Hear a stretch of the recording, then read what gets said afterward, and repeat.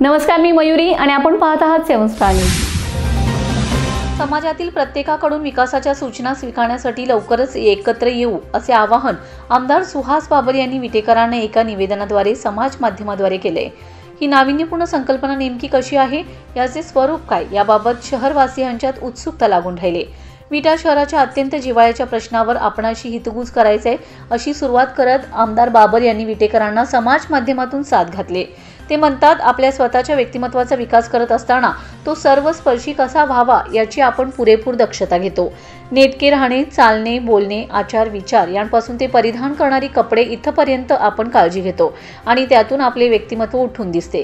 स्वतःच्या बाबतीत हे जसे आपण प्रयत्नपूर्वक जोपासतो, अगदी त्याच पद्धतीने आपले स्वतःचे शहर सुंदर, सुबक, रचनात्मक आणि विकासाभिमुख असायला हवं। ही देखील भावना वाढीस लागली पाहिजे। कोणा एका व्यक्तीच्या मनातील विकासाच्या संकल्पना शहरावर किंवा समाजावर लादता येणार नाहीत।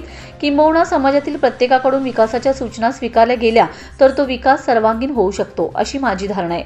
त्यासाठी एखादी व्यक्ती एकटी काहीच करू शकत नाही, त्याला असावी लागते ती वज्रमूठ। संपन्न विटा शहर व्हावे यासाठी एकसंघ प्रयत्न व्हावेत, याचा विचार करून आम्ही शहरातील सर्व घटकांच्या सूचनांचा आणि संकल्पनांचा आदर करणार आहोत। त्यातून एक कृतीशील आराखडा तयार करण्यात येईल आणि त्या आराखड्यावर प्रत्यक्षात काम करण्याचा माझा प्रयत्न राहील। शहराच्या विकासात प्रत्येक नागरिकाच्या सूचनांचा सहभाग असेल तर प्रगती लोकाभिमुख होईल।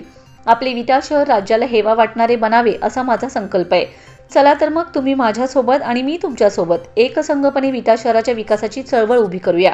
त्याचे पहिले पाऊल म्हणून विटा शहराच्या विकासासाठी शहरातील प्रातिनिधिक स्वरूपात विविध घटकातील लोकांना सूचना, समस्या व संकल्पना आजमावण्यासाठी आपण लवकरच एकत्रित येऊया असे आवाहनही आमदार बाबर यांनी केले।